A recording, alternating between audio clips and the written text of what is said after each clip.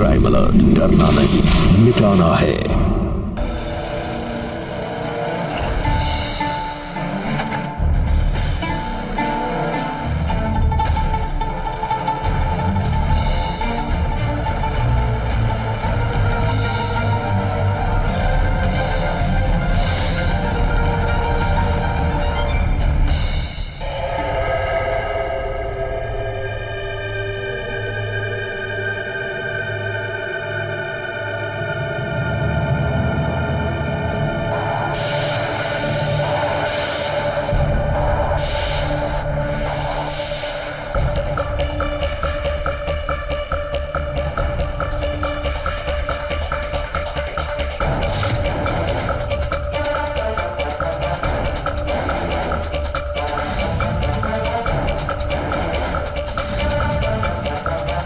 बहू जरा इधर आना। जी जी बाबूजी, लाई।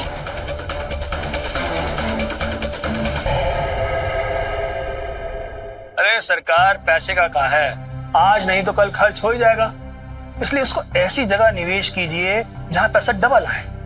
अगर फ्यूचर में आपको जरूरत पड़े ना तो किसी के आगे हाथ फैलाने की जरूरत ना पड़े। और इंश्योरेंस से अच्छी जगह और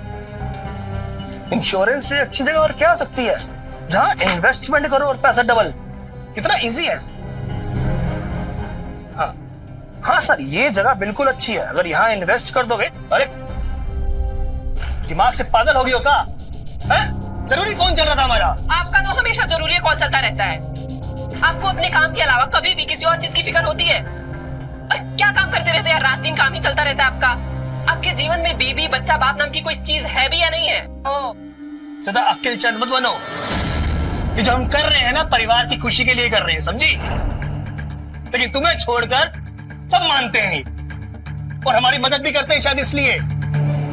बाबूजी को ही देख लो, सुबह बच्चे को स्कूल छोड़ के आए और आते हुए घर का सामान भी लेते आए। हाँ, और साथ में मेरा पर्सनल और प्राइवेट यूज करने की चीजें भी लेके आए। प्राइवेट समझते हैं ना आप? जो खाली हम या आप लेके आ सकते थे, वो सब बाबूजी लेके आए हैं।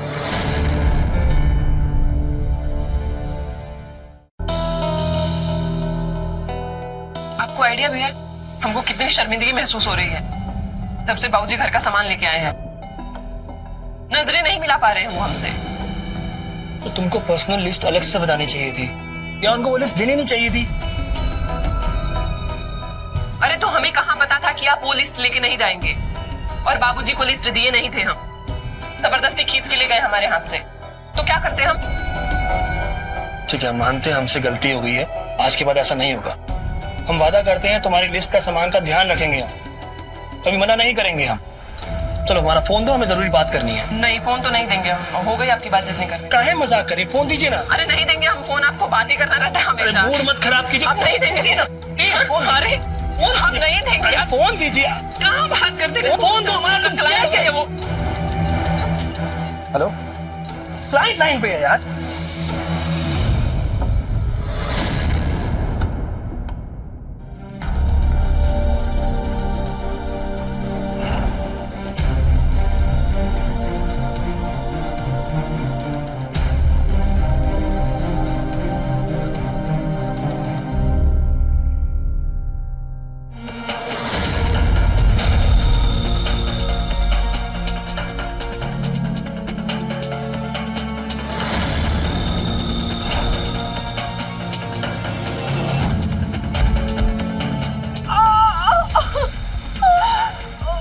अरे बहू,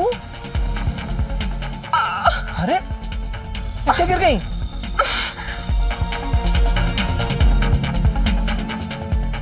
एक काम करो बहू, अपना हाथ दो। हाथ पकड़ो। एक काम करो, तुम एक काम करो, अपना ये हाथ मेरे कंधे में दो, आराम से।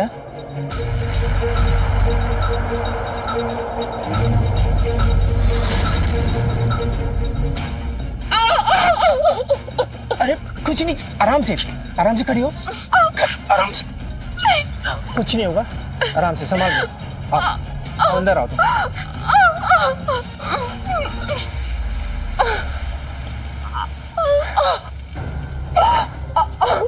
अरे बहू, कैसे काम करती हो तुम? बहुत जोर से। कुछ नहीं होगा तुम्हें, हम है ना। आओ आओ आओ आओ आओ आओ, बैठो आराम से, संभाल के, बहुत संभाल के। आओ लेटो, आओ आओ आओ।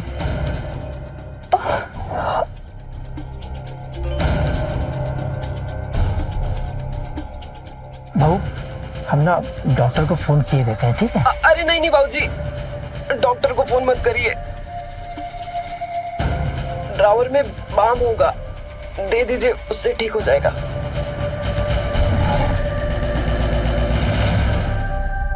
ये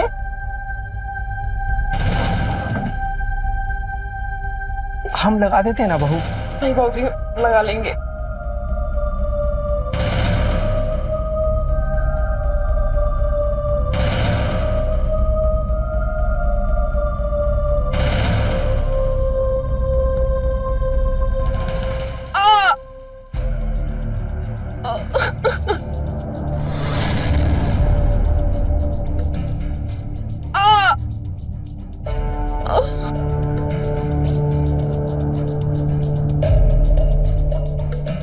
बहू हम लगा दे रहे हैं, तुमसे नहीं हो पाएगा। लो हम लगा दे रहे हैं। नहीं बाबूजी, हम अरे नहीं हो पाएगा तुमसे, कैसे लगाओगी तुम? है चलो थोड़ा सा साइड हो।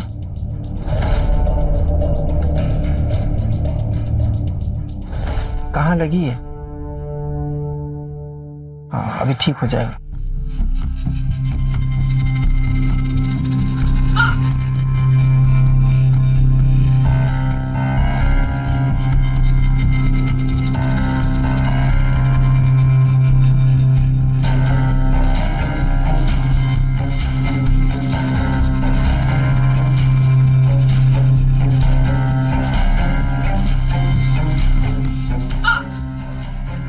अरे बहू कुछ नहीं होगा, हम ऐसा ऐसा कर रहे हैं ना।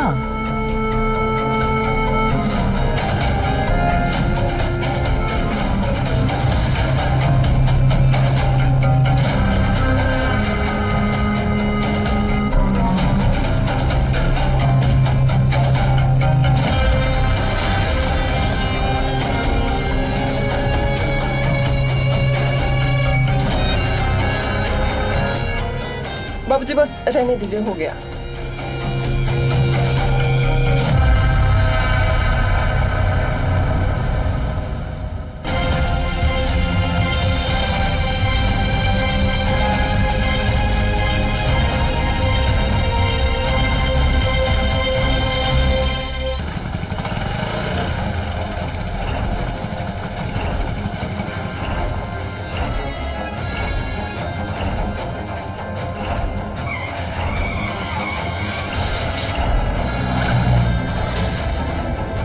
उठो भाई उठो। अरे बेहोश हो गया, मुंह पे पानी मारो इसके। निकम्मे हो तुम सबके सब, ये काम ठीक से नहीं हो सकता है। फोन रख। केशव प्रजापति, हम भी देखते तुम और तुम्हारा परिवार कब तक हमसे बच सकता है।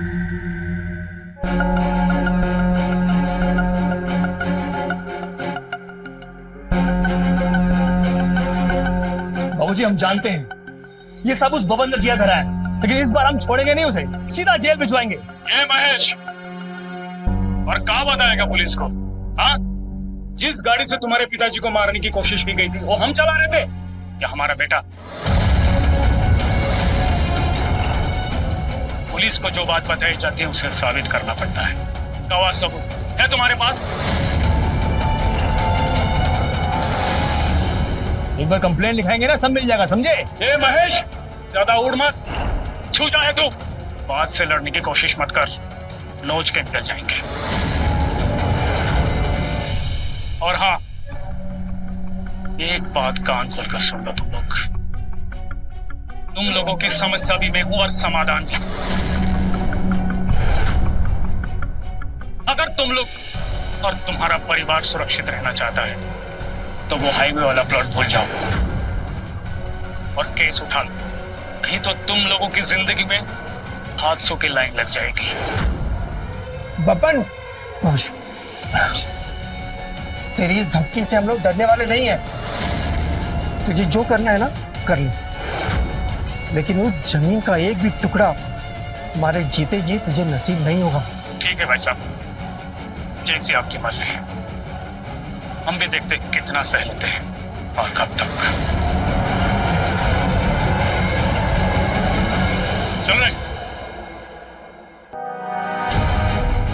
आपको एक बात बताएं, आपने हमको बहुत बड़ी खुशी दे दी है। तुम इस खुशी की हकदार थी। और हम भी एक बात बताएं, हमें भी ना तुम्हारी तरह एक खूबसूरत साथी की तलाश थी।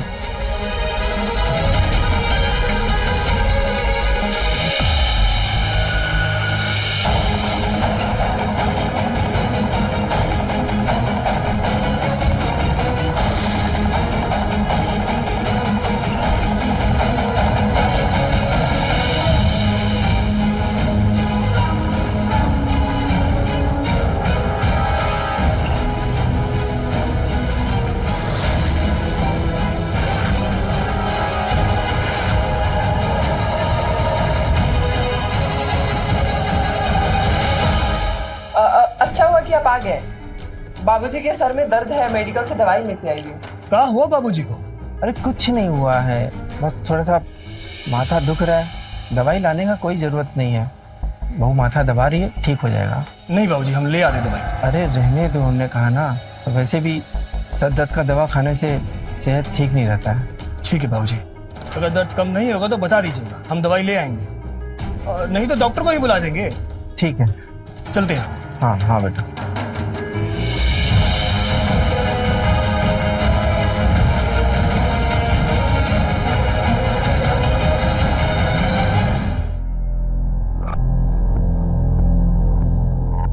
वाह क्या बात है, आज तो खूबसूरती की कहर ढारी हो तुम। अरे गजब, मतलब आज आप नोटिस कर लिए हैं? अरे हम तो रोज ही नोटिस करते हैं, लेकिन बताते नहीं है, वो बात अलग है। तो बताया करिए ना, अच्छा लगता है सुन के। अच्छा तो अभी चलते हैं, बाहर गाड़ी और बाबूजी तुम्हारा इंतजार कर रहे हैं। हम क्या कह रहे थे कि आप भी चलिए हमारे साथ। एक काम तो पूरी जिंदगी लगा रहेगा, और आपके फूफा जी के बेटे की शादी है, आप नहीं जाएंगे तो उनको भी बुरा लगेगा। बात तो तुम सही कह रही हो, पर क्या है कि मोहित के एग्जाम है ना, तो कोई ना कोई तो घर पे होना चाहिए। हम यहाँ रुकेंगे तो मोहित का एग्जाम भी देख लेंगे और मेरा काम भी हो जाएगा। और फूफा जी की टेंशन मत लो तुम, घर से 2 लोग जा रहे हैं, बहुत है। अच्छा, तो फैमिली मैन बन रहे हो आप? हम तो पहले से ही फैमिली मैन हैं, और आपको नजर अभी आया है। चले?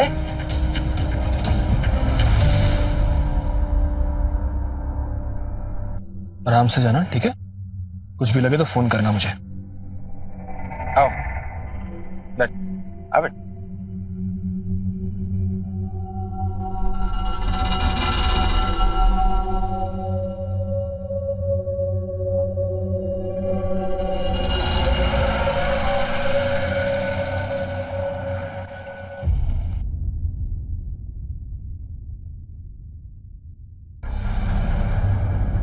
जी कहिए। सर आज से 3 दिन पहले इस महीने की 7 तारीख को हमारे बाबूजी, हमारी पत्नी फूफा जी के यहाँ शादी के लिए निकले थे। सब उनको कल तक आ जाना चाहिए था, पर आज सुबह तक नहीं आए। तो हमने फूफा जी को फोन किया तो पता चला साहब वो पहुंचे ही नहीं वहां पे। साहब आपसे हाथ जोड़ के विनती है, मेरे बाबूजी, मेरी पत्नी को ढूंढ दीजिए। साहब देखिए ना, मेरे बच्चे ने रो के बुरा हाल कर लिया। साहब प्लीज। आप चिंता मत कीजिए, हम उन दोनों को ढूंढने की पूरी कोशिश करेंगे। लेकिन 7 तारीख को जब वो घर से निकले थे, कितने बजे गए थे? और गाड़ी से गए थे या? साहब टैक्सी से गए थे, बाबूजी खुद चौक से टैक्सी लेकर आए थे। तकरीबन साहब 4 बजे निकले थे वो। टैक्सी का नंबर याद है? UP 65XY0451। और ड्राइवर का हुलिया वो याद है? सर होलिया तो इतना याद नहीं है, उसकी लंबी लंबी दाढ़ी थी। आपके इतने करीबी रिश्तेदार की शादी और आप और आपका बेटा नहीं गया, इनविटेशन नहीं था? नहीं सर, हम सबने जाना था। दरअसल साहब मेरे बच्चे का एग्जाम था, मैं इंश्योरेंस एजेंट हूँ, मेरी कुछ अर्जेंट मीटिंग थी, इसलिए हम दोनों जा नहीं पाए। आपको किसी पे कोई शक जो आपके परिवार से दुश्मनी रखता हो और आपके परिवार को नुकसान पहुंचाना चाहता हो? साहब शक तो है साहब। सब हमारे चाचा बबन, और उसके बेटे पर। दरअसल साहब उनके हमारे परिवार से कुछ जमीनी कार्रवाई चल रही है। और साहब पहले भी वो हमारे परिवार को जान से मारने की धमकी दे चुके हैं। और कुछ दिन पहले तो मेरे बाबूजी पर जानलेवा हमला भी किया था उन्होंने। ठीक है, एक काम कीजिए, अपने बाबूजी और पत्नी का फोटो दे दीजिए और मोबाइल नंबर भी। अपने फूफा जी का भी नंबर दे दीजिए। तिवारी, इनके पत्नी और बाबूजी के फोटो सर्कुलेट कर दो और इनके फूफा जी से भी बात करके देखो। जी सर, आइए। Thank you sir. चलो बेटा।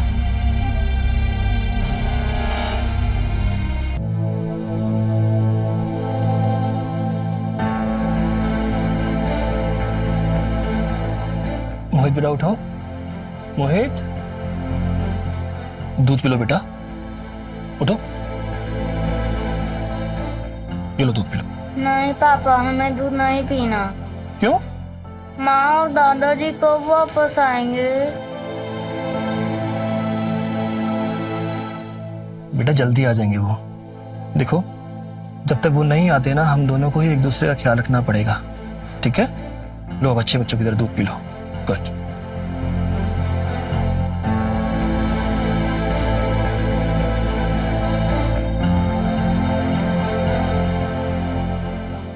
हेलो इंस्पेक्टर साहब। सर हम महेश प्रजापति बोल रहे हैं। सर हमारे बीवी और हमारे बाबूजी के बारे में कुछ पता चला? देखो महेश, अभी तक तो कुछ पता नहीं चला है, पर हम पूरी कोशिश कर रहे हैं कि जल्दी कुछ पता चल जाए। पर जैसे ही पता चलेगा हम तुम्हें खबर कर देंगे। सर पक्का ये उस बबन और उसके बेटे का ही काम है। उन्हीं लोगों ने कुछ किया करवाया होगा मेरी बीवी और मेरे बाबूजी के साथ। महेश, हम केस की उस एंगल से भी जांच कर रहे हैं। अगर वो लोग इसमें शामिल हुए तो बचेंगे नहीं। Thank you sir, thank you so much.